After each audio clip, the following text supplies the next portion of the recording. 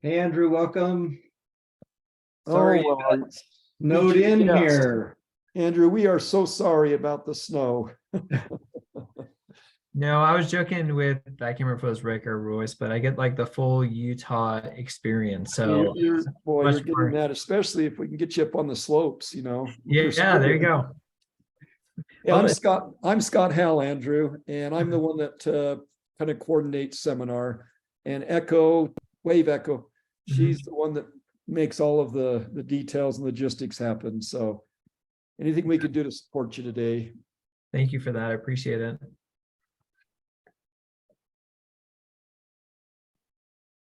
Yeah, I'm originally from the Chicago area, so having a day, where we have to consider the elements and cold and snow and all that kind of stuff is not foreign to me. So I completely understand. Well, I kind of sense that you would. How much snow is there in Provo? I know here in Spanish Fork we got about a foot. So we got a lot. About 10 inches in my house. I was saying, Okay, great. Yeah. Charles, I don't know So if about I'm the a little same. bit more east than you, but I've got more than a foot.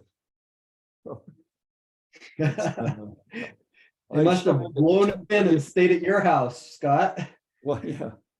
In fact, I'll let you look at all my neighbors are out there for the third or fourth time shoveling. So Yeah, I was up at 5:30 out shoveling with young men in our neighborhood, shoveling some older some single ladies places, but now it's all blown over again. yeah, what a good bishop. Well, that's what you get for doing service, Charles. Jeez. Serves you Especially- right. Especially with the young men. Well, it's noon and we're ready to, I think, start. Looks like we have almost our whole class. Andrew, we have about 80 grad students, maybe they've told you, and they're required to take 2 of these seminars over the course of their program. And so we typically have like we have on right now about 30 participants. So grateful that most everybody's been able to join us on Zoom. And as is our practice, Andrew, and I'm sure you'll understand, we like to begin with prayer. And so let's see. How about you, Tyler? Would you be kind enough to offer a word of prayer today for our seminar? Sure.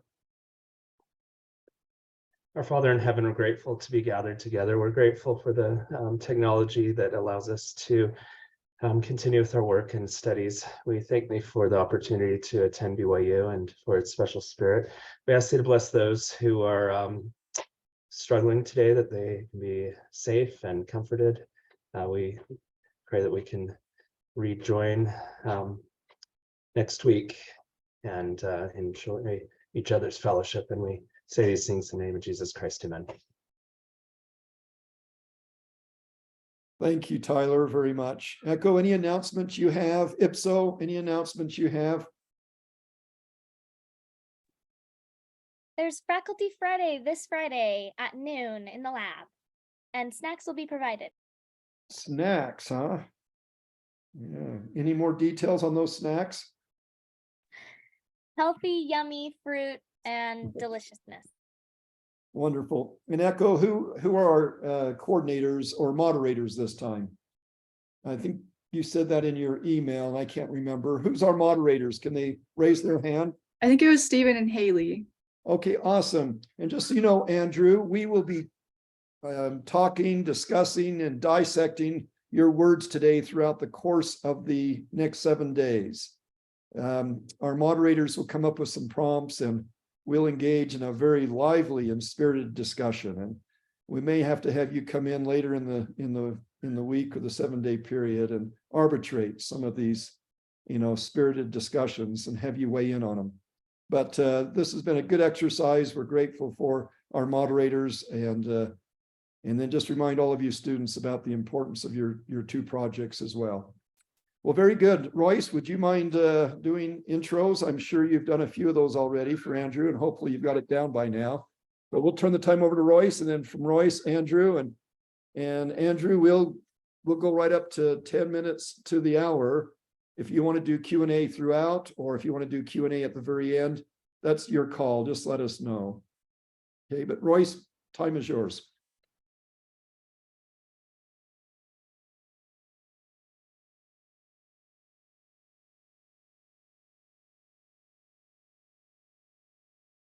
I see Royce's avatar there.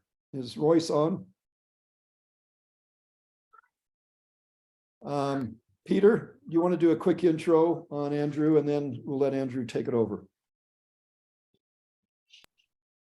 All right. Well, I'm happy to see everybody here today. And of course, like a normal snow day, it started off rough and now it's like beautiful outside. So Dr. Tawfik comes to us from the University of Memphis, does all sorts of wonderful things. Some of you may have heard him speak before. I think actually we've had him at a seminar here within the past year. So ironically, he comes to us live in person, but online again. So with that, I'll turn the time over to Dr. Tawfik and let him introduce the topic for today. Great. First of all, I just want to say thank you to y'all for allowing me to come and speak. I have like a lab that I oversee at the University of Memphis, and we've been able to collaborate with some of the like students and faculty thus far. So I know we chatted with Dr. Leary about some things, and we had Peter, join us, Dr. Rich. Royce has been like super helpful, and I think we published with Rick as well.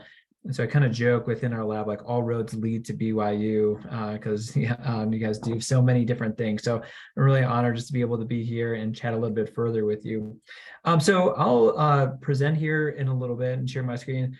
If anybody does have any questions throughout, if I see something that maybe needs a little bit more clarity, please feel free to interrupt. I know we're going to have time, but I want this to be as interactive as possible so that you all are able to get something out of it. So again, if there's anything along the way, please let me know. So maybe with that said, I'll present. And all right, so I was talking with Dr. Kimmons earlier about, what is something that I might be able to talk about, what might be of interest to you. And this kind of topic about learning from failure came up. So I'm going to talk about a few things today. And of course, like I mentioned, if there's anything in particular that you have any questions on, anything that I might be able to clarify, please feel free to let me know. The first thing we'll talk about, and y'all are probably familiar with some of these things, heard it talked about within your program. And hopefully we'll be able to kind of explore this a little bit further and hear ideas that you all might have. The first being about learning in higher order approaches to instruction. I know I heard, sometimes I hear these terms, buzzwords about 21st learning skills and implications about problem solving. And then just thinking about like, what are the implications for that? And I think the role of failure and learning through failure is an important piece. I already kind of talked with a couple of folks about that earlier. I'm excited to explore that further. Not just acknowledging the importance of failure, but how to engage failure and have this kind of be a strategic part, either in instruction, through the design of different learning technologies, and maybe some tangible strategies for doing some of those things. So just a little bit of background. Like I mentioned, I'm from University of Memphis, and I'm happy to be here. My background is a little bit eclectic in nature. I was in corporate training for a while. I served as an academic librarian when I was at Indiana University. I did a lot of user experience testing when I was at University of Missouri, where I got my doctorate from. So I like doing, I especially enjoy doing like the problem solving literature, but also kind of exploring, well, how does it actually get designed? And that has also kind of led me to human computer interaction and some of those different things, which I think has a lot of experience for how we go about design, especially when we put it in the hands of learners, teachers, whatever it might be, and some of the interaction patterns that are driving some of those processes. All right, so I kind of want to start like a little bit big picture and kind of talking a little bit about reforming education. So really big picture. So kind of, if you just kind of like do just a quick Google search, I think this is from the Washington Post, about getting education reform. We know we want education to be more equitable for those of the people that are in it. We want it to be better. We want better learning outcomes. But it's interesting if you kind of do, go onto the second page of Google, and maybe it's not as great as we would have liked and how we would and what we would have hoped. So here's an article from Stanford about how 20 years of education reform has created greater inequality. Not only have we maybe not moved the needle, but now we're facing kind of a bigger gap than what we had originally intended. If you explore more globally, 10 ways to reform schools. So a lot of this is being discussed. A lot of research is being done. Practitioners are trying to come up with different options. Other people are trying to really explore this idea to a greater degree. I think it's interesting to kind of think about like winding back the clock and like, how did we get here? What is the need for educational reform? And so when we think about like learning in the traditional sense, oftentimes it's been very didactic. You may have seen that term in the literature. And so a lot of that is more about, we need to have be able to educate as many students as possible. And, there's a very practical element to that. I don't like saying, well, we came up with this and it's terrible. How could we ever even done such a thing? But a lot of these decisions that were made around about instruction were very practical and very pragmatic. And so one of the things that we want to do is say, okay, we want to educate as many students.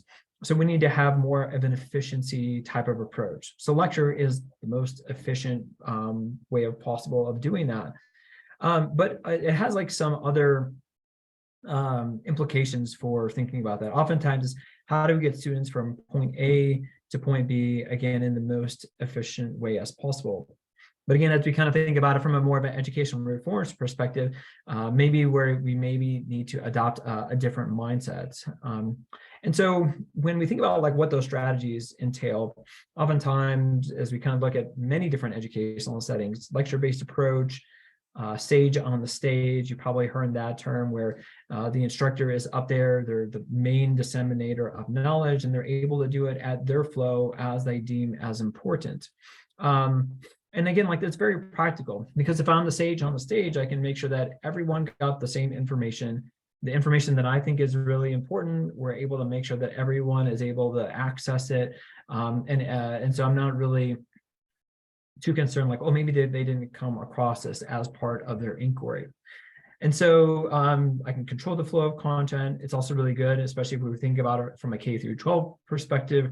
Classroom management, planning, I can do this curriculum on this day, next curriculum on the following day, and so on. It really helps. But when we think about like some of the implications for adopting that particular perspective, I think we make slight assumptions, or we kind of adopt like some other mindsets. So the first being is that the learner is more that receiver of knowledge. Another thing I want them to do, I really want to focus, well, I lectured about this, so I want you to be able to spit it back to me. Oftentimes I want to do that in an efficient way. And I want to do that like maybe in a multiple choice test. And so everything becomes really focused and streamlined. And so those assessment strategies, multiple choice tests, things that allow themselves to have more of a big picture, again, streamlined mentality. And that has kind of led us to standardized testing. I think there's a lot that can be said about standardized testing. Some people from a more analytics perspective might say, it's really important because we need those baselines. We need to be able to look at things, whether by zip code or regions or whatever it might be. But I think like, especially kind of for that retention of information and learners as receiver of knowledge, I think if we go too far down this path, it can be more challenging, and it can, I think, play a role in some of the inequality things that we've been seeing in the literature, like I was sharing a little bit earlier. So a little bit about what the research says. I'm going to keep an eye on the time. So the first kind of being about conceptual understanding, especially around complex idea. First, I want to be able to understand, what I'm trying to teach about, what that all entails. But in some case, there needs a part about, I need to adopt this idea about conceptual change. So I might have an idea about some kind of STEM discipline, or maybe something around, the social sciences, whatever it might be. And maybe I have to undo pieces of that. And so if I'm just being kind of lectured about that, even if that lecture is really engaging, that might be really challenging to adopt. And I want to have a space to be able to explore that and be able to engage in inquiry and information seeking, so to kind of do these more complex and higher order learning things. I think a big goal of what we want to get to, instead of just the retention of information, here's this information oftentimes that's done in a very like decontextualized way. what I really want to be able to do is build kind of this big picture mental model and engage in more schema formation. So how do all these ideas fit together in a way? And so we'll talk about this a little bit earlier. And this is where I think something like a case is really helpful, because a case is already kind of a contextualized big picture idea.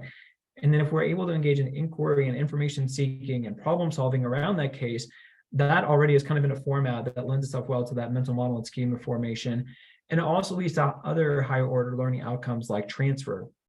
I've already been able to kind of see these ideas played out within a case, able to understand some of the causal reasoning and whatever it might be.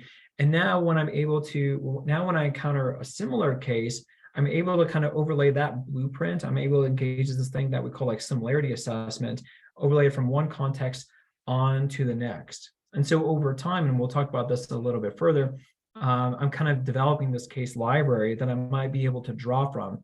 So I'm not just saying, well, what was that one thing that one teacher published on that one time? It's so much easier to be able to retrieve a case. And because those, along those lines, some of the concepts and other more complex reasonings that are associated with that case because of that mental model. And so we'll talk a little bit about what this might mean for educational reforms and how we think about education. So, those are some of the things that we had talked about earlier.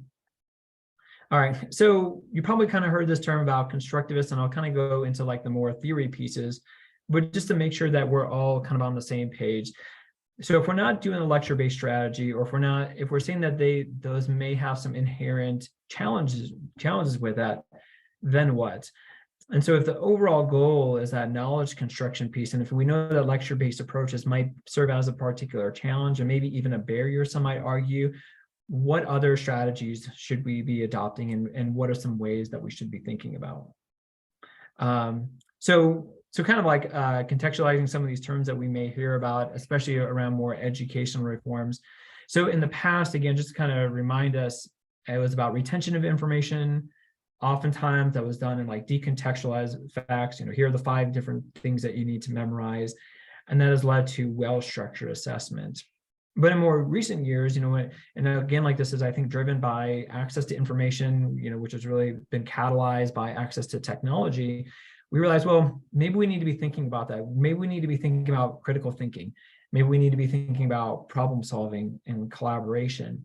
And the way that that's kind of those very, in my view, like nebulous terms, 21st century skills has tried to operationalize that and saying like, well, how do we get students to engage in more self-directed learning? What are some skills and competencies associated with that? Or how about critical inquiry? Again, it takes a term like problem solving and then say, well, the inquiry process in particular is a really important piece of that.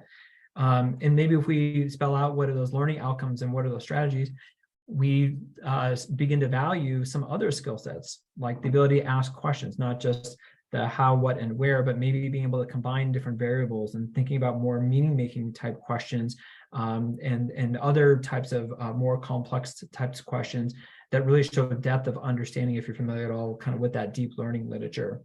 Other things that we want to do, compared with that decontextualized facts, and then you'd be able to kind of be able to spit back the answer on a well-structured assignment. Now we want to see more evidence in terms of not just question asking, but decision making. I was talking with Tyler earlier today about this idea of agency. If you are trying to solve this type of a complex problem, how would you go about decision making? The right decision, the wrong decision, and those are some of the other things that we should be looking at. And then also not just saying, well, here's the right answer. If we know that problems are complex, I need to make a case for why I think that is the best answer, and then why that's the solution that I might be looking at. So it's not so much the right or wrong answer, but it's more about the viability of the solution that I'm proposing and the different perspectives that might be inherent with that. And that leads itself really well to argumentation and some of these other competencies. So again, I think just kind of like talk a little bit about the slide. We're kind of thinking about, big picture on 21st century skills. They get operationalized, or we might kind of think them in a more in-depth way around some of these other strategies that are really important. And so I think it's kind of like no wonder why we're seeing rise in terms of like curriculum standards. So you're probably familiar with next generation science standards, or you may have heard about it. but they want this more inquiry type of problem solving focus. I mentioned earlier that I'm an academic librarian. I get to work a lot with librarians. And I think it's really interesting if you look at some of the more recent guidelines and their standards that they've published. It's around inquiry, collaboration, exploration, engagement. Those are very similar to some of the standards that the inquiry-based learning are trying to espouse and trying to get people to really galvanize around. And so we're kind of seeing this from like all these different related disciplines. How do you engage in that inquiry process and problem solving? And so that's in very much a contrast to those more lecture and didactic approaches that we've often done and really espoused within our educational context. So kind of thinking about strategies, one of the things that we've kind of heard about is this idea of inquiry-based learning. And again, I think that can be kind of a nebulous term, but if we think about it in a little bit more detail, I'm kind of maybe think about it and trying to see how all these ideas might tie together. So inquiry-based learning and education, and if y'all, the term you may have heard kind of related terms, I should say. So project-based learning, problem-based learning, case-based learning. Sophie Lorenz has kind of made the argument that these all kind of fit under an umbrella around inquiry-based learning or inquiry-based instruction. And so at the core of it is this idea of ill-structured problem solving. So if I'm given a case, it's not just here's the case to solve, and then at the end there's kind of this well-structured problem. There's going to be a right answer. Did you get the right answer or not? There's going to be different options, or there's that viability of different solutions that we might come across. And so my solution might be different than your solution, that might be different than someone that's here on the call today. And so if you're familiar at all with that ill-structured problem solving, and this is, I think, really David Jonathan, he did a lot with this work. It's just kind of ideas that these problems have, some of the variables are really obvious and easy to see. Some of them are only become obvious as you engage in more inquiry. So as you delve into the details of the case, I realized that, oh, here's why this particular idea is important. Here's this concept, and here's how it plays out with this in particular concept, and how it ties to a lot of other different ideas. And so part of the elements of inquiry-based learning, different people have had different perspectives on this, but generally speaking, there's a case that's at the center of it. There's other ideas around collaboration. The teacher helps facilitate it. They're doing less lecture, and students kind of oftentimes present on some kind of artifact at the end of the day. And so what are the tasks that learners are required to do, and how does this change? So it's not just about knowledge and information, but you kind of, we adopt more of a perspective of moving from a novice to an expert. And we're kind of thinking how these cases, how kind of give expertise or give experiences so they can move from a totally novice to more developing expertise. In traditional views, expertise kind of starts when you begin your quote unquote real job, day one on the job as an engineer, or day one on the job as a teacher. But now we're developing those, we're introducing people to experiences so that expert novice continuum begins as part of your formative college experience. So you're not even like instructional design, you're not just designing something on day one, but you've had these cases that you can really draw from. But I think just like we were talking about with the didactic pieces, I think it's important to acknowledge the challenges from inquiry-based learning. I think we can talk about things in terms of theory and how it's so much better, but I think that there are challenges along the way.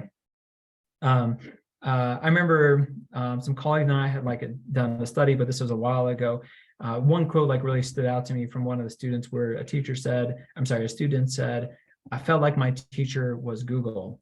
So yeah, it's great. You can deal with, with this case and deal with the ill-structured messiness of how you would, understand the case and be able to extract some of the meaning from it and be able to identify some of those concepts.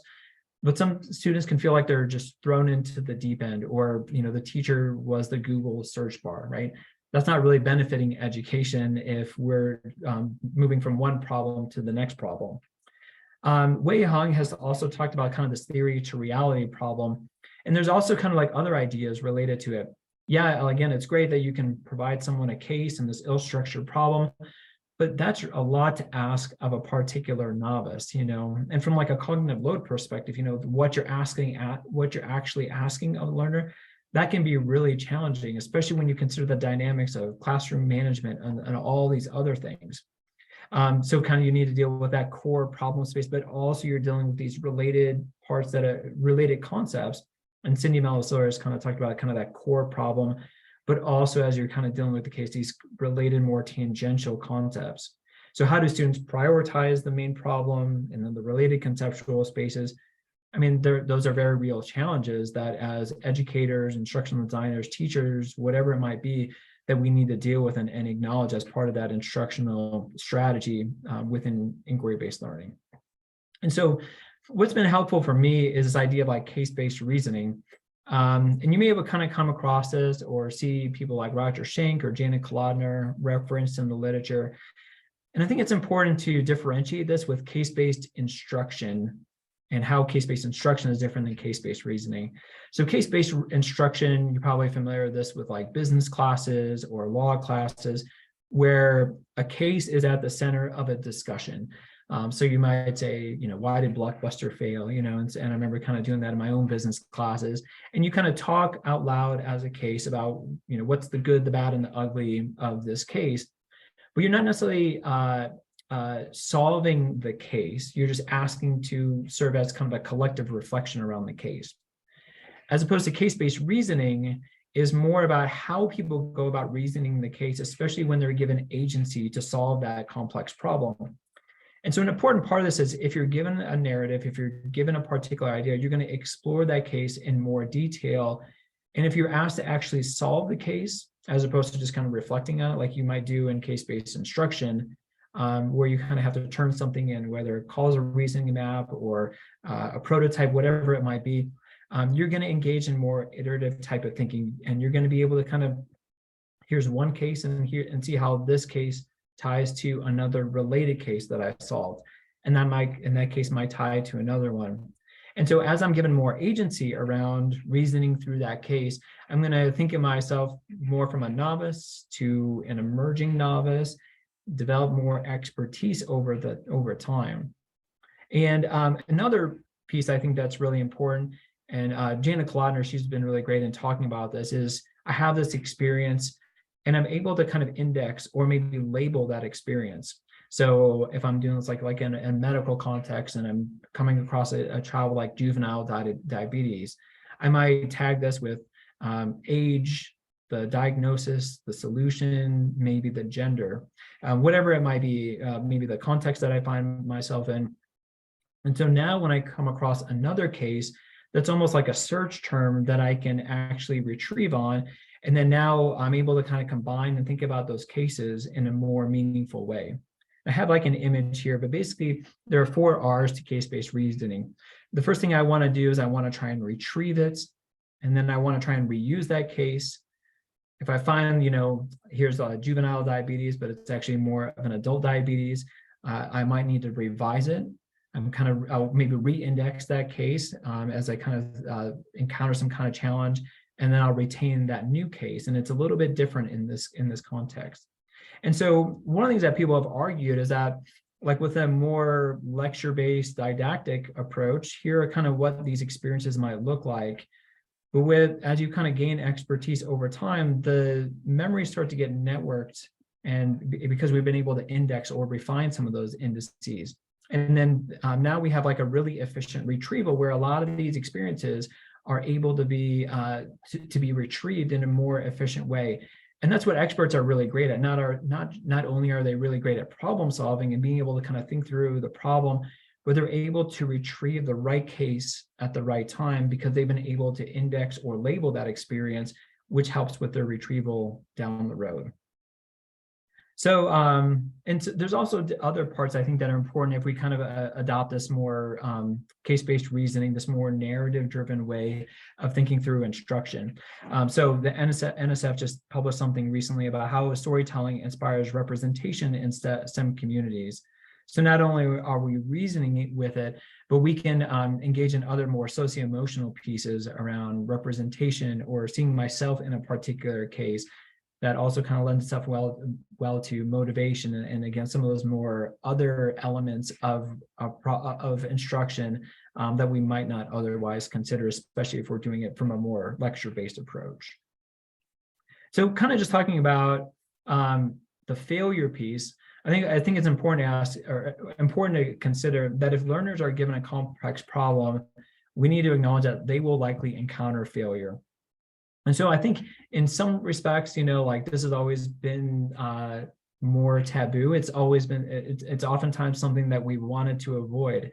I know, like traditionally when I've done like instructional design or developed learning technologies, my goal has always been, how can I develop this in the most efficient way possible? Here's phase 1 of problem solving, here's phase 2, here's the scaffold that will help them in phase 1, and here are the scaffolds that will help them in phase 2. It's always kind of been that efficiency mindset to provide them the right help at the right time. But if we consider that failure is really important during a problem solving experience, should I be considering and maybe anticipating what those failure experiences might look like? And if so, if I know this might be helpful, can I strategically leverage failure to actually enhance learning outcomes? And I'll talk a little bit about why I think that might be helpful kind of down the road. So here I think it's important to talk about an example, and I think I may have like given this in the past before, but I remember we were working with an engineering school. This was at the University of Missouri, and we were talking about it from like a material science perspective. And I don't know if you've like seen this video on YouTube, it's pretty wild, but basically engineers, they hadn't considered about how wind passes maybe above or beneath a particular bridge. And this bridge just goes back and forth, back and forth. And so, I mean, they had thought that they had done the bridge like really well, but they hadn't considered some of the wind patterns. And so this caused them to revisit what the design of this bridge looked like. And then this now plays a role in some engineering standards as well. Another example that I think is really interesting, this city had kind of designed this bridge, and they were christening the bridge, and they were going to have people walk across it. And all of a sudden, if you watch the video again, it's pretty crazy. It starts to wobble because when they had designed the bridge, they had designed it more for cars to drive. And that's very different than the pitter patter of feet and people walking across it. And so it's interesting, and these failures were very costly, but we learned a lot about how wind and material science might work together, or how the movement of what's going across the bridge. Through those failures, we're thinking about those problems in a more nuanced, in a more targeted way, and the failure helps identify what we might look at, or it serves as kind of a springboard for further inquiry. And so kind of really quickly, one of the things that's I think really interesting about if we think about failure, if you're all familiar with these kind of these different theories, Piaget or impasse-driven learning, productive failure, Manu Kapoor, failure-driven memory theory, Roger Schenck, and negative knowledge. Sometimes we see that in the workplace literature. It's interesting because a lot of these different theories are at least implicitly referencing failure. So Piaget talks about cognitive disequilibrium. There needs to be some kind of disruption to what I knew, what I thought I knew, versus the new information. And sometimes he talks about how failure or coming across some kind of error can be really helpful with that. In the video game learning, sometimes they reference impasse-driven learning, where there's a challenge. How they describe it is there's a challenge to the existing cognitive system, and there needs to be an inquiry to resolve that impasse. So impasse or failure, we might use those terms interchangeably. Then there are other different theories. So a lot within the educational space, within our educational space, we've been talking about failure from all these different angles. But how do we think about them in a really meaningful way? Is there kind of maybe a broader picture that's emerging about why failure might be helpful from education? And so one of the things that we've kind of argued in the literature with, in my lab and some of the articles that we've done is like failure serves as like a magnifying glass for what I maybe missed in that first pass. And this, I probably draw more from like Roger Schenck, around like his idea around failure-driven memory theory. And so one of the things that's argued from a failure-driven memory theory perspective is that one, failure helps avoid an oversimplification of a problem. If we go back to that bridge example, here was the bridge and here's how we thought it should be developed.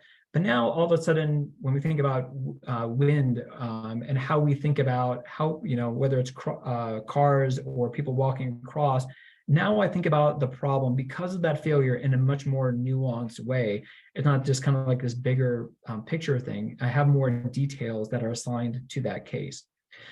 Now, also when I engage in failure, I kind of want to know, why did it fail? I thought it was right the first time, but from like an inquiry-based perspective, I naturally want to engage and think about, why did this failure happen and why is this bridge moving in this way?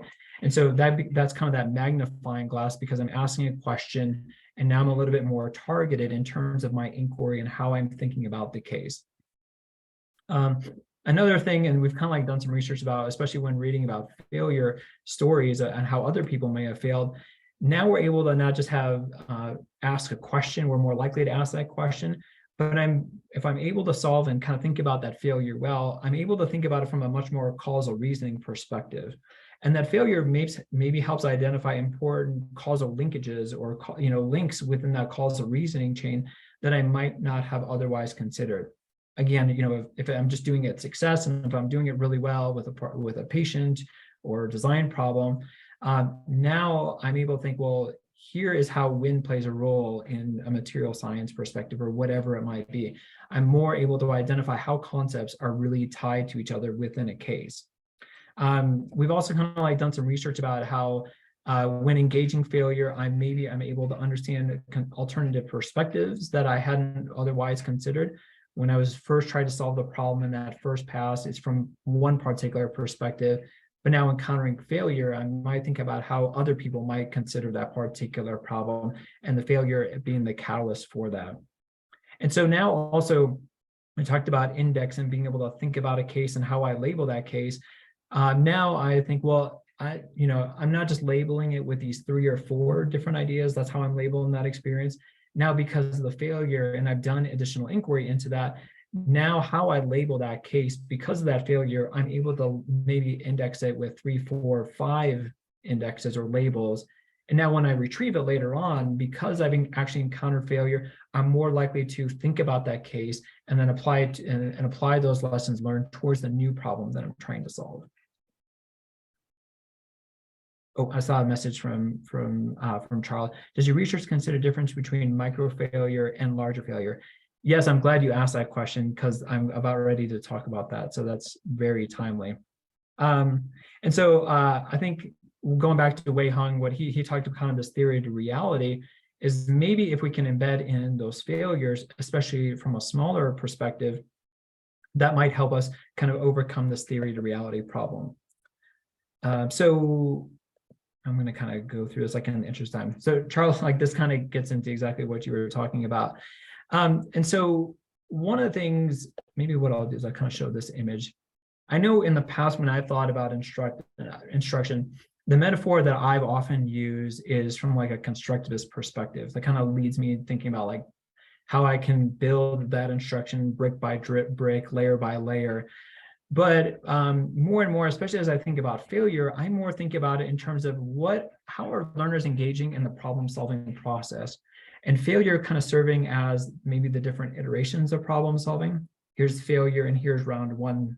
Charles kind of maybe used the terminology that you looked at. Here's kind of that micro failure. So in that first pass, maybe that first micro failure, when we kind of brought in like all that table of those different learning theories, Piaget, impasse-driven learning, failure-driven memory theory. Some things that we found in common about learning from failure is that you experience a failure, then challenge your existing mental model. You engage in inquiry to understand it. You are able to identify where that causality breakdown was. You solve a new problem, or you generate a new solution. You implement it. You evaluate its outcomes and whether or not it's a good solution. And so kind of what we're talking about, I think we actually use the term micro failures along the way, is learners will engage in multiple micro failures along the way.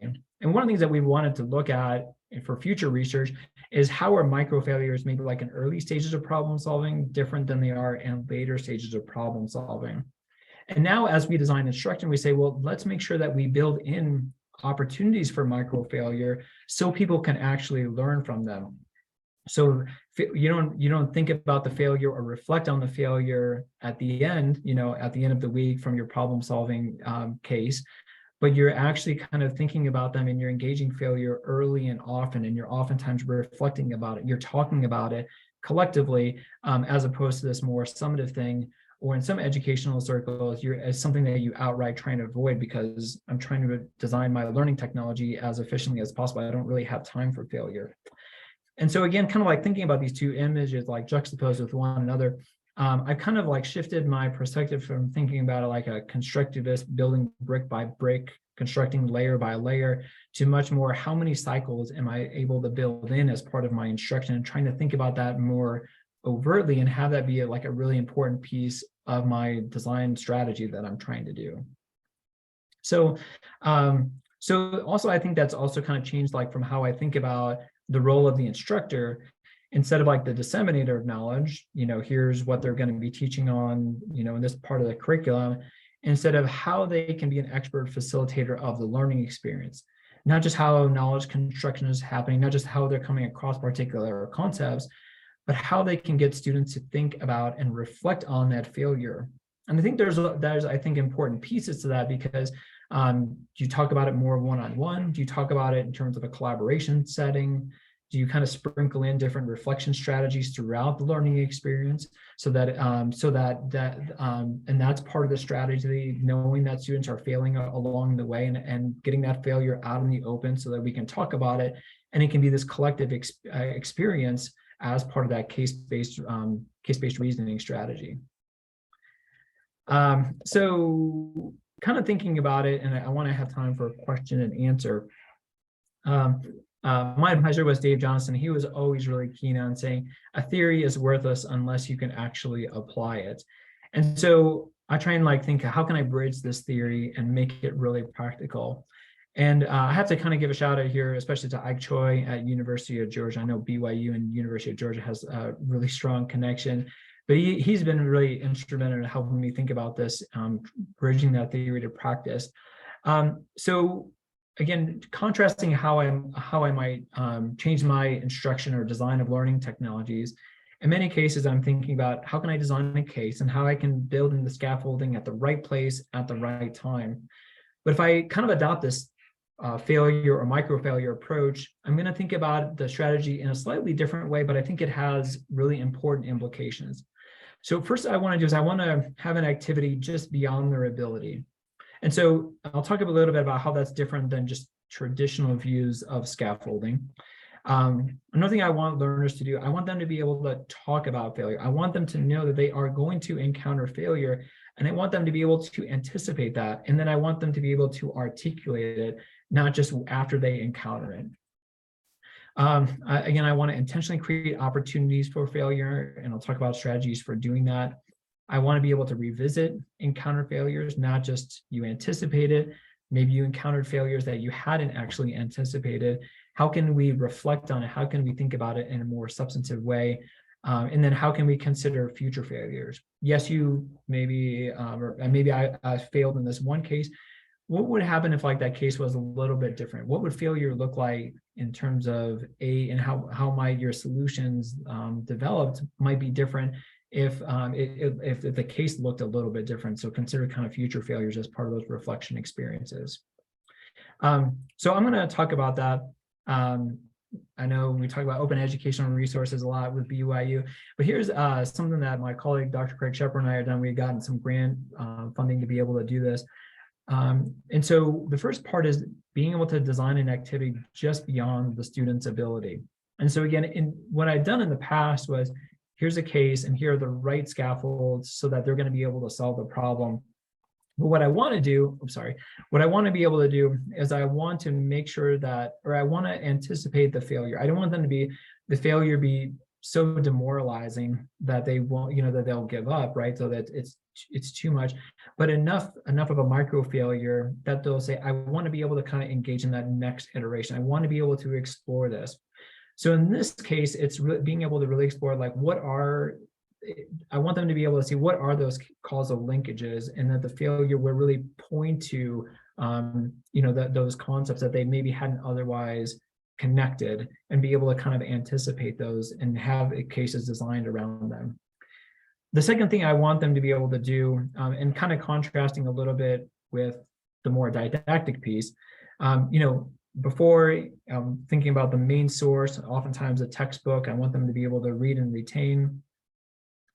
I don't want them just to read and reflect, but really what I want them to be able to do, if I'm adopting more of that failure-based strategy, I might give some kind of, if you're familiar with the cognitive load literature, where you kind of tell them early on some of the concepts that they might encounter. What I might want them to do is I might want to ask them to articulate what are some failures that you might what are some failures that you might be more likely to encounter as you solve this particular case.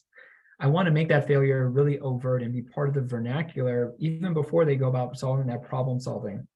So I talked about failure as part of that magnifying glass. So as they engage in the inquiry process, they're not just kind of thrown into the deep end, that my teacher was Google, right? But they're much more directed because they've been thinking about that failure early in the process. And so, and as part of that, think about what are the conditions for success or what are the conditions for failure? And so that way, if they engage in some kind of micro failure, they can say, well, the conditions that I thought were for success or what a successful engineering solution might be A, B, and C. And so it didn't meet any of those criteria. So now it's kind of this prompt and now I know, because I've been able to articulate those, I know that I haven't really met that conditions for success. And in terms of like making sure I'm making good use of my time, I'm going to engage in that failure. And then I'm going to think about meeting those 3 criteria that I may have identified. Another thing that I might want to do is consider alternative perspectives. As I outline failure, this failure is maybe for me, but would this be considered a success for someone else? Kind of asking students to be more introspective of their inquiry process. Of course, we live in a very politicized nature, right? So what some people deem as a success, other people deem as a failure, and vice versa. So getting students to kind of think of that L-structured problem solving about why they think about that as failure and what are some other perspectives of success and failure. If you're all familiar with that cognitive flexibility research, I think failure can play a key role here. The third thing that I think I want people to do is I want people to create opportunities for encounter failure. Again, contrasting this with the more didactic pieces where we predetermine the steps, we are trying to operate on this efficiency model.